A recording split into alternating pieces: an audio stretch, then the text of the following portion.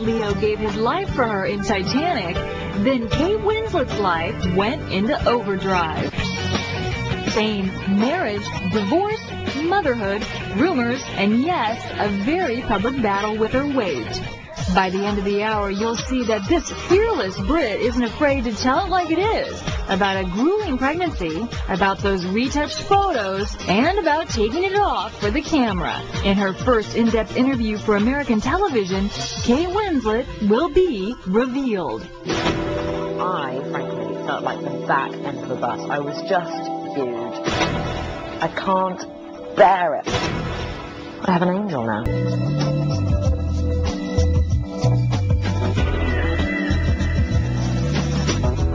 By the age of 27, Kate Winslet married and divorced, gave birth to a baby girl, and co-starred in the most successful movie in Hollywood history. You really wanted the role of Rose in Titanic.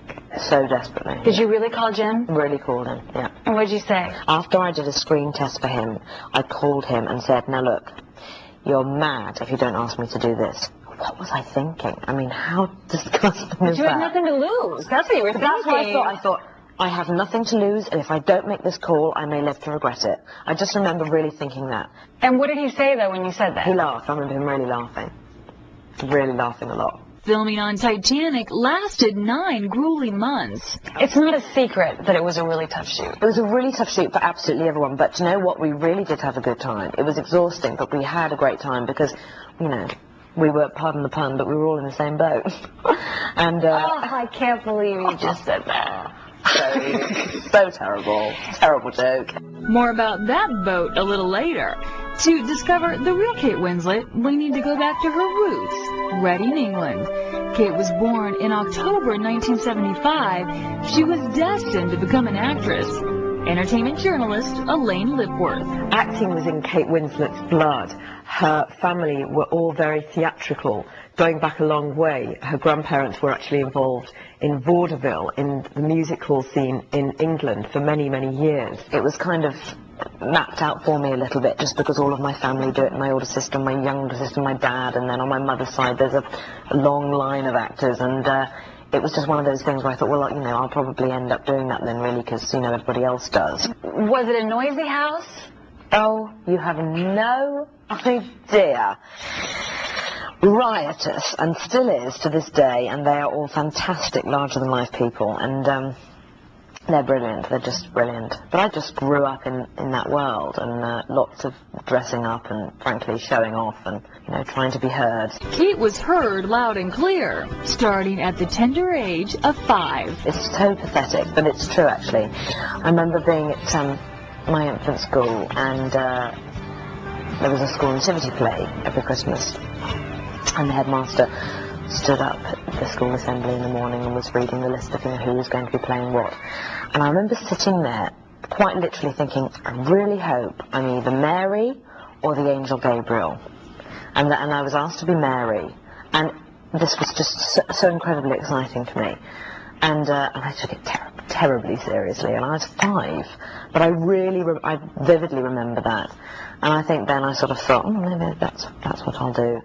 What was your first job you got? My first acting job was, it was a Sugar Puffs commercial.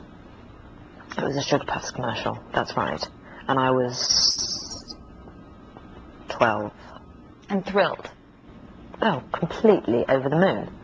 But all you could see was my arm on the edge of frame. Oh, you didn't with get a to red see sweatshirt. No, there were about 10 of us in this commercial. And I was quite chubby, so I think I kind of swamped things a bit if I stood in the middle of the screen, so I was kind of shoved on the edge, and all you saw was my arm. I was fine with that. Chubby. To this day, a word Kate can't seem to escape. At the Red Roof Theater School, Kate was nicknamed Blubber by her classmates. I was always really remiss that I never quite fitted, really, because I went to a theatre school where, you know, the girls were always very petite and, you know, brilliant dancers and all of those things, and I was only ever really interested in acting and eating, frankly, at that stage.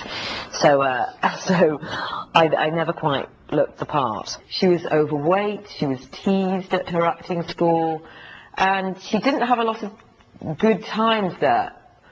she loved acting and she had great friends, but she was teased and bullied and people called her frumpy and dumpy. As if dealing with weight issues wasn't enough, young Kate had to cope with a profound trauma that almost took her father's life. He was in a boating accident, wasn't he? Yes, he was, yeah. That was an enormous deal. I was 10, and my dad... God, I think I've ever really talked about this in an interview before. That's okay.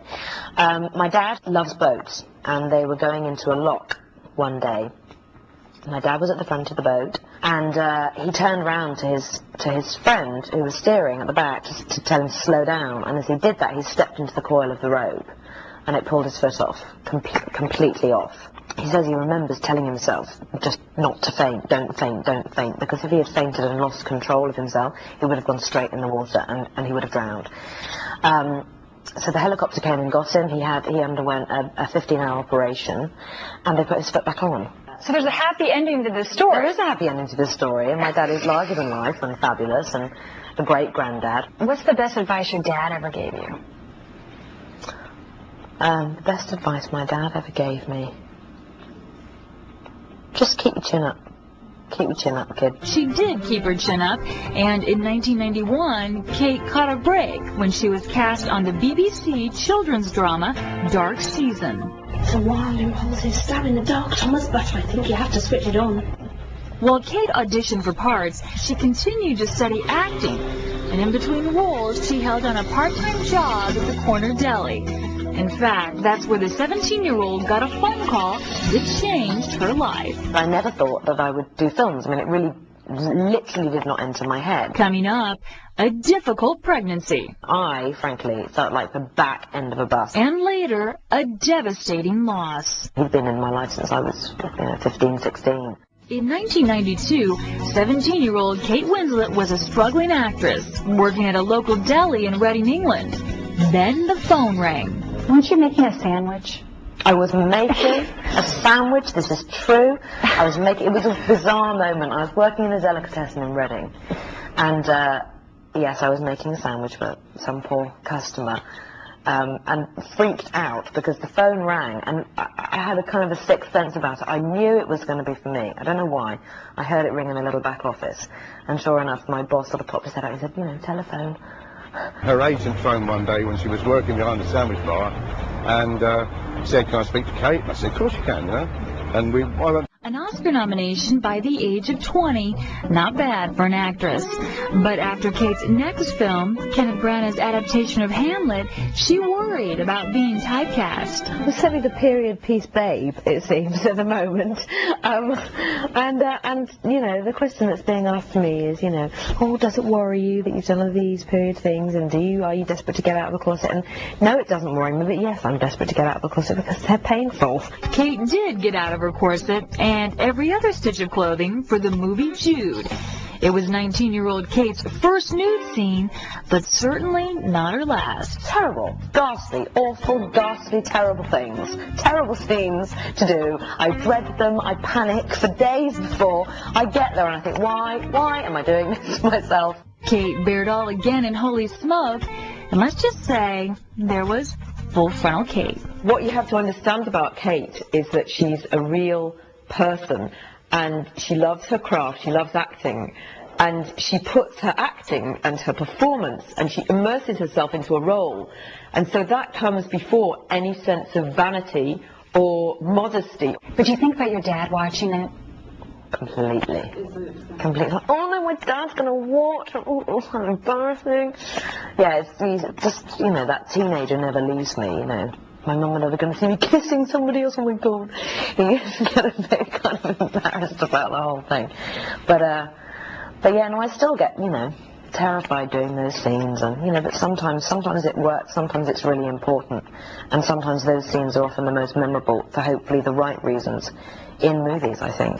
By 1995, Kate Winslet was a respected film actress with an Oscar nomination to her credit. Then she was cast as the female lead in Titanic. And, well, the rest is history. When I had shot Titanic and was in the process of shooting the film, people would say to me all the time, your life is going to change, how are you going to deal with that? And I'd be very kind of, no, it's not. My life isn't going to change. Why on earth would that have to happen to me? But it did change. It completely transformed. Good gracious. Perhaps as a reminder of my feelings for you. Is it a... Diamond. Yes. 56 carats to be exact. It was worn by Louis XVI. And they called it Le Coeur de la Mer. The heart of the ocean, yes. Actresses like Kate, child actresses in particular, just hope to make a living in the theatre, on stage, in the English tradition. And that would have been enough for her. She wasn't somebody who had great dreams of stardom, of the glitz and glamour of Hollywood, of appearing in a big budget Hollywood movie. So when she got Titanic, it was something that was really out of the blue, unexpected. I would think it would be hard to even imagine what you were getting yourself into. I know, I had no idea. And I remember reading the script time and time again, and every time there'd be a tiny little description saying, you know, Jack and Rose run down waterlogged corridor, I'd think, oh, okay. And somehow in my head, I wouldn't see myself doing those things. And also I sort of assumed that they wouldn't really necessarily take that long to shoot. But the thing with Titanic was that if there was a line scene description, like, you know, one line, it took 2 days to film. I mean, it literally took 2 days to film because of the water, and there I was, you know. During the shoot, rumors ran rampant. The film was way over budget. Director James Cameron was working his actors to the bone. The studio was going to shut down production. Every day, another story. Is there one day that was really dreadful that sticks out? When we had to shoot the scene when Jack is handcuffed to the pipe and Rose comes and rescues him and smashes the handcuffs apart with an axe, that was terrible because it was a really small set that we flooded, and there was so many things floating in the water, pieces of furniture, chairs, you know, just general debris all over the place, papers, so much stuff. And all of these items, in order to keep them in a relatively stable position within the water, they all had these really fine wires that were attached to the bottom of them, that were attached to the floor, so that they looked the same pretty much in each shot. And I had to bash my way through all this stuff, which was moving constantly because of the movement of the water and everything, and the different levels of the water, which was changing continuously throughout the scene. The following day, I had deep, like, blood bruises all over my body, to the point where the makeup artists were like, oh, that's a fantastic bruise. Can we just take a quick Polaroid of that for research? So that they could copy bruises whenever they had to do bruise makeup. I mean, it was just so extreme. I would think it would be emotionally just being wet and being... It was really tough, yeah. I still cry. I do. Every time I really do. Didn't you cry? Yeah, I did. I did the first time I saw it because I just couldn't believe that I was in the film. I mean, come on. Every time. The film opened in December 1997, and the entire world became caught up in the tragic romance of Jack and Rose, played by Leonardo DiCaprio and Kate Winslet. When Oscar nominations were announced, Kate Winslet in Titanic. The film received 13, including 1 for Kate as Best Actress. I think the thing for me that feels so incredible about this nomination is that the category, this particular category of women, are just amazing, just absolutely amazing. I mean, I admire all of them and always have done. And for me to be one of them, it's sort of, God, that can't be right somehow. But I'm looking forward to it very much, and my mum and dad will come with me. And it's just so wonderful that Titanic has been nominated for so many awards and acknowledged in this way. Again, Kate didn't take home the gold, but thanks to Titanic, which eventually made $1 billion, Kate was now an international movie star. Some in the media dubbed her the English Rose. She's our Kate. Everybody loves her because she's talented, beautiful, sensitive, sweet, compassionate, and just a nice girl who seems to have her head on her shoulders and her feet firmly on the ground, which is why everybody adores her. Your life really did explode. Yeah, it did. It completely exploded. I remember I was in India researching Holy Smoke, and I was walking in the foothills of the Himalayas, and there was an old man walking towards me. I mean, very old man, like 80, 85, with a walking stick and, you know, kind of Hessian sacking clothing. And he just sort of stopped in front of me, and I was kind of trying to get past him on this little path. And he just went, "You're Titanic." And I could not believe it. I just could not believe it. And that's when I thought, okay, you know, it really reached some extreme places, this film, and, you know, there's a lot to be said for that. And, no, to this day I feel really thrilled to have been a part of something so touching and magnificent, you know, and epic in those ways. Kate was featured on dozens of magazine covers, voted one of the world's most beautiful people, and showered with scripts. Everyone wanted to know, what would Kate do next? It's entertainment. Coming up, the offers pour in, and Kate shocked Hollywood. So they had a mini heart attack. And later, body image. That was really, really big.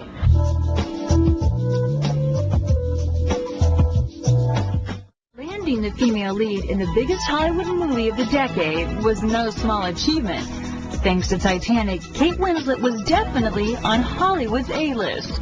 The scripts poured in, but Kate turned down every major studio offer, including Shakespeare in Love. Instead, Kate chose to play a hippie mother who takes her daughters on a spiritual journey to Marrakesh in the low-budget film Hideous Kinky.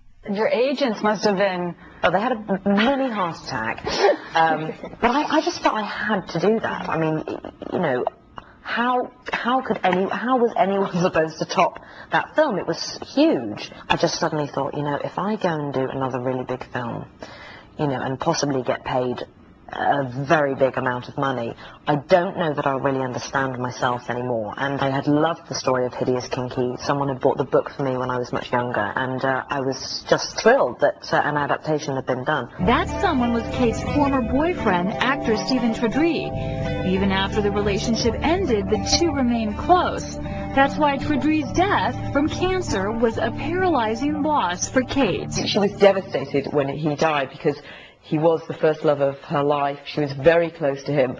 It didn't work out because they just went their own separate ways when Kate made Sense and Sensibility.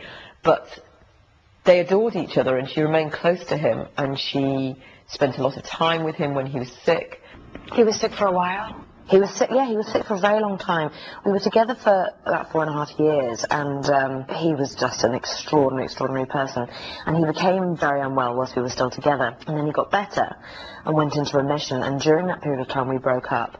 And it was about 6 months later that he went downhill again and died very quickly after that. So it was a tremendously traumatic experience for myself and my family, who just adored him. I mean, he'd been in my life since I was, you know, 15, 16. And, you know, I have an angel now. I was actually at the premiere of Titanic, and I remember you weren't there. No, I wasn't at any of them. Because you'd lost Stephen. I lost Stephen, yeah, and I was at the funeral. Going through something like that, and it's just such a strange, one part of your life is exploding in one way, and then another part of it is exploding in a different way, and what that was like for you. It was really, really hard. It was really tough. I really kind of saved my soul, I think, when I did that film, and I couldn't have been happier that it just sort of came, did its little bit of business, and disappeared again. And people would say, you know, how did you feel? You know, it wasn't a box office hit. I just said, well, it wasn't really meant to be. Hideous Kinky didn't do much for Kate's career, but it did wonders for her personal life. While making the film, Kate fell in love with assistant director Jim Threppleton. When Kate met him, I remember her saying, it was love at first sight. I saw him.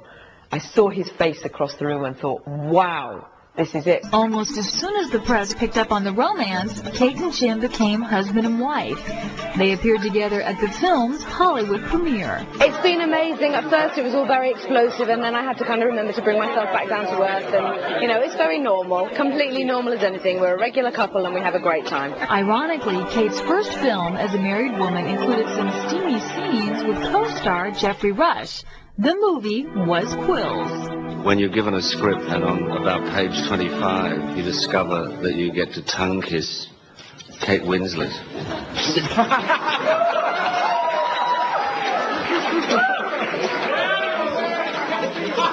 That was a festival freebie.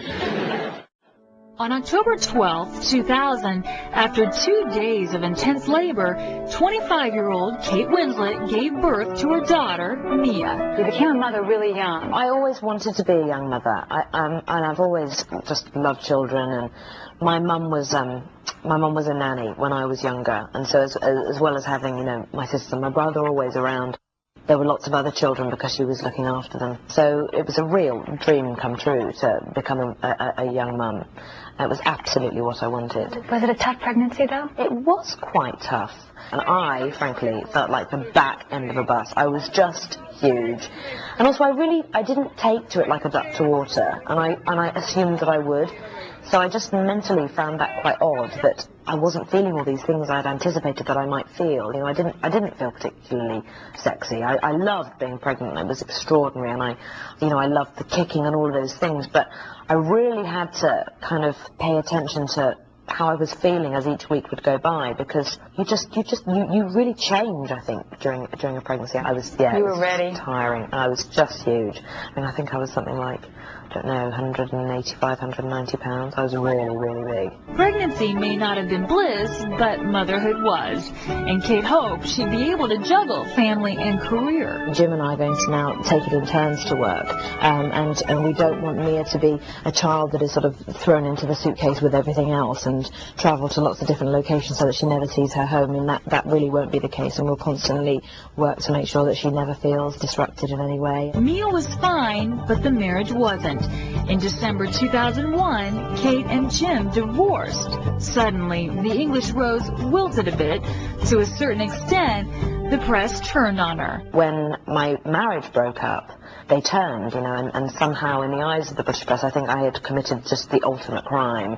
And you know, the fact remains it was all incredibly amicable, and, you know, I'm kind of bored of sort of saying all of those things, but, you know, that's absolutely the case, and my daughter is just wonderful and beautiful and very secure and absolutely adores her father.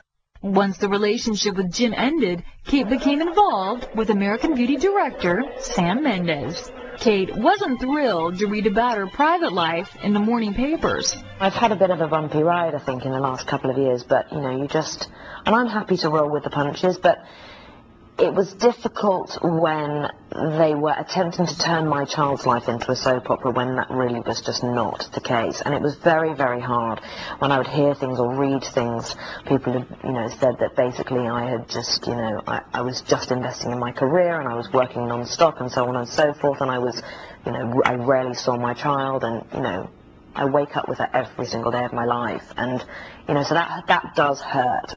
And it makes me really mad. So whenever it's had anything to do with my daughter and me as a mother, it has made me unbelievably furious. Since her divorce, Kate's romance with Mendes has deepened. In fact, the couple has moved in together. I know you live with Sam, Mm-hmm. and I know you're private about your private life. Mm-hmm. But I'm not going to let you get away. Why do you think you guys work? Make each other really happy. We're both pretty patient people, and I think that has a lot to do with it. And at the end of the day, we really understand each other and respect what we both do for a living in each other, and also admire it too in each other, I think, as well. And I think that has a great deal to do with it. And, you know, and honesty. I mean, I think honesty is the most important thing in a relationship anyway. And we have all those things. And he makes me laugh too, a lot. It's no surprise that the relationship between Kate and Sam Mendes works so well, because they have such a lot in common. They're not competing, they both have very successful lives. And also, Kate finds he's very challenging. Would it be weird to work together? To be honest, we really haven't talked about it. I think we probably will one day, but we just haven't had those conversations. And the answer is no, it wouldn't be weird. I actually just think we've really had a lot of fun. In 2001, Kate Winslet earned her 3rd Oscar nomination for the film Iris. She played real-life writer Iris Murdoch as a young woman. The film was set in the 1950s, another period piece. As usual, Kate threw herself into the part. I have done a lot of period films. you know, you really have to research those things because every period is different, not just the way that people dress, but, you know, socially what their existence was like, you know, their families, etc. And so I've always been pretty good at preparing and doing my homework. Iris, which is, I think, one of her best performances, is a story that really resonated with Kate. She went for a story about a wonderful English novelist, Iris Murdoch, who she respected and admired.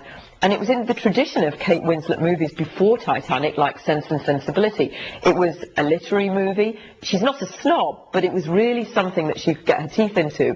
In 2003, Kate leapt into the 21st century with her co-starring role in The Life of David Gale. I was going to say, David Gale, I was waiting for the nude scene. No, but this is what I said to Alan Parker. I said, Alan, this is fantastic for me. I don't have to get wet. I don't have to take my clothes off. And, you know, it's just a huge relief. But it was so fun seeing you, for me, in a really modern role. Oh, it was such a relief, I can't tell you. I mean, when I had my first costume fitting, and I'm looking at racks and racks of jeans. Jeans, that's what I think, I was featured in jeans. This is so cool, this is so great, I get to wear jeans. Yeah, it's just such a change from, you know, racks of corsets and crinolines and, you know, linen things and, you know, lots of buttons and details and bows, and it was just wonderful to dress like me, just really like me. It was such a relief. In the film, Kate plays a reporter trying to discover the truth about a woman's death. Kevin Spacey plays the convict about to be executed for the murder. Maybe death is a gift. You wonder. That's it. Let's go, Gil.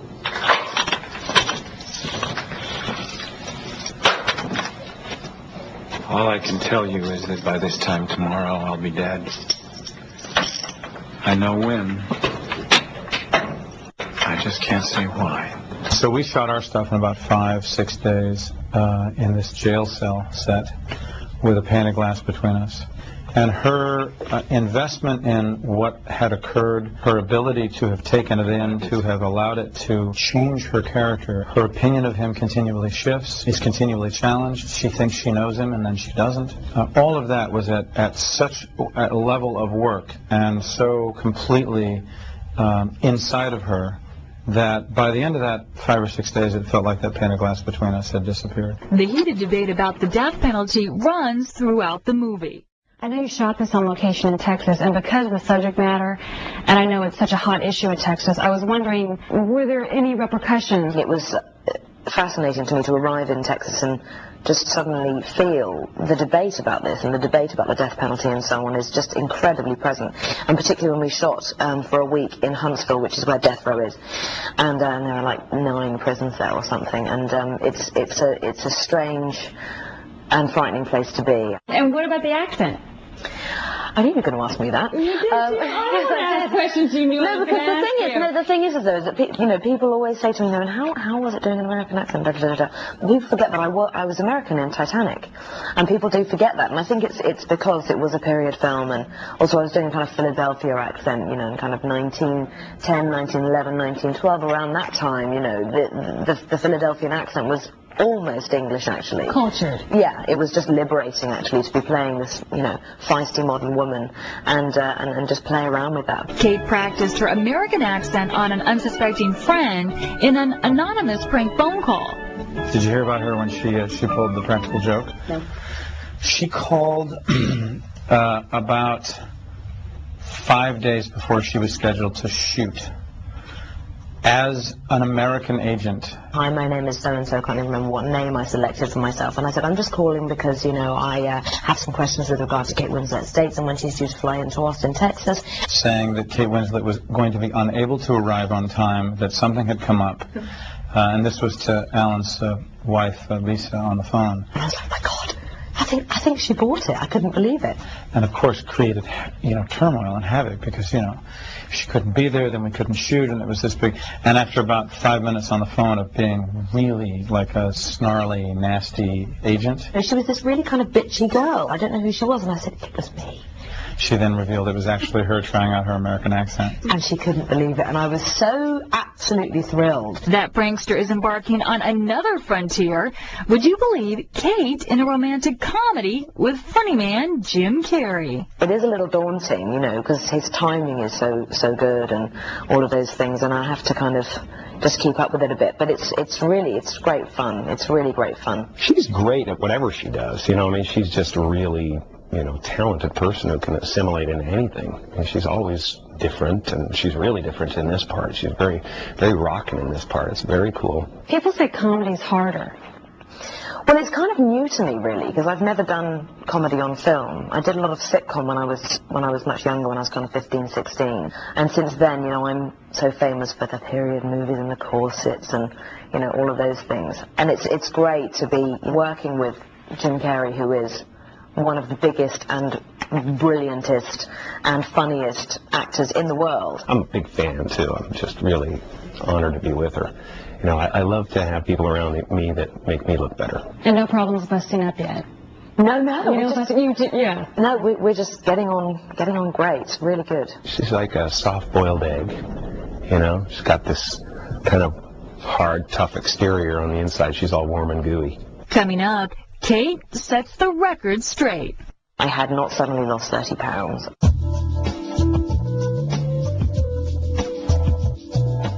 Kate Winslet became a movie star without the kind of body Hollywood considers sexy. All her life, Kate has struggled with her weight, and like most people, the struggle never seems to end. Kate appeared on the February 2003 cover of British GQ magazine, but when she saw the photo and the layout, she was surprised. Those weren't her legs, that wasn't her body, and suddenly she was being called Kate Winslet. People have been saying all sorts of things in Britain. For instance, how could she have agreed to have her body changed for a magazine when she represents normal-sized, if not overweight, women? People can identify with her because she has a weight problem, because she's not sylph-like and skinny, so how could she do this? The real Kate is determined to set the record straight. You read things, I don't know really how you feel or what other people say, so I didn't know, how do you feel about it? Well, here's the deal with the whole GQ thing, which was blown way out of proportion. It was a big deal, just personally for me, to decide to be on the cover of GQ because it's a particular publication. It's geared towards men, and often they take very racy photographs. Especially in Britain. That's right, yeah. So, you know, it was actually a big deal for me to say, okay, you know, I'll do it. And the photographer is a wonderful guy, Jason Bell, who is a friend of mine. And I said, you know, Jason, do you think, you know, let's see if they'd let you do it, because then, you know, I would just feel more comfortable, and because I trust him and so on. So Jason took the photographs, and we had a great time. It was a blast, and, you know, yes, I was standing there in the fishnet stockings and the little bustier things and whatever, but it was just the right side of racy. You were comfortable in the Polaroids? I really was, yeah, I really was, and I was so happy, and he was showing me these Polaroids, and I was going, oh, you know, wow, you know, good bit of lighting, and was quite pleased with how my legs looked, and all those things that, you know, as women we just look at. Yeah, you know, all those little paranoias that we naturally have. So I was happy, I was so happy. And then suddenly the magazine is out, and they're not my legs, you know. It's not that they aren't my legs, they're just digitally retouched, you know, quite a lot. They doctored her body, they made her look thinner, when there was no real reason to do that, because she's already very slim. She might not be wafer thin, she might not be Calista Flockhart, but she's certainly got a really gorgeous, slim, healthy body. So to make it look thin, Hollywood style, was just not necessary, but she's handled it really well. And I think she'll be much more careful in future in the way that she deals with magazines and editors. I really wasn't upset by it because, you know, being an actress and models, you know, have the same thing. You know, magazines do this. It's just part of their policy. All of them do it. The only point I wanted to make was, you know, I was not upset with the magazine because I accept that that's what they do. However, I had not suddenly lost 30 pounds. You know, I don't look like that, and actually don't particularly want to look like that. And then found myself going on to make another point, which is that, you know, the majority of the women who buy publications like that are on the kind of younger end of the spectrum, you know, between 16 to maybe 25. And that's a time when I think women are, you know, very, very aware of their bodies and influential, really influential. And it just suddenly occurred to me that young women are looking at these photographs and going, wow, I wonder how you get a stomach like that. I wonder how you get legs like that. I wonder how you do this. I wonder how can I make my cheekbones like that, blah, blah, blah. And the thing is that it really isn't real. People come up to you and said they're happy that you set the record straight or that you did come forward. Well, certainly girlfriends would say to me, oh, you know, good on you, I'm really glad you know, just said something about that. And, you know, I think the thing is that the press, you know, say, you know, I was furious and outraged or whatever, and I really wasn't. I just sort of thought, oh, blimey, they took quite a lot away from my legs then, didn't they, you know, and I got the magazine cover and I got the Polaroid and I went, yeah, about a third off, yeah, you know, like that, but I was kind of laughing about it in a way, but I just felt it was important to make some kind of point that it, you know, it wasn't real. How do you feel looking at yourself on the big screen? I can't bear it. Yeah. I can't bear it. I just go, oh no, you know, and I get paranoid about things like, you know, how many chins have I got and things like that, and my mouth always looks funny to me. I don't know. We all have our own little things. You're so young still. You have so much of a career ahead of you. Oh God, let's hope so. No. It might all go out the window tomorrow. You know what? You're right. It's all going to go out the window tomorrow. The actors basically are profoundly insecure and paranoid human beings. So there's a part of me that always thinks it's just all going to go horribly wrong and I'll be found out and I'm a fraud and all of those, you know, deeply self-indulgent things to think, but nevertheless, you know, I have those thoughts. Then you're going to. I don't know an actor actually that doesn't think those things. I mean, just quite seriously, no matter how successful or not an actor may be, you know, I still think there is that feeling of, it may all end tomorrow, you know. That's when you call up Jim Cameron and say, can we do a sequel? Is there something there? I think that... let's raise the Titanic and just completely rewrite history. I don't think so. Kate has written enough history already. She's the youngest actress to be nominated for 3 Oscars. I have to say that there is a little part of me that goes, that's pretty cool, isn't it? That's a pretty cool thing, but also slightly odd because there's a part of me that doesn't entirely understand the notion of giving someone a prize for doing the thing that they love.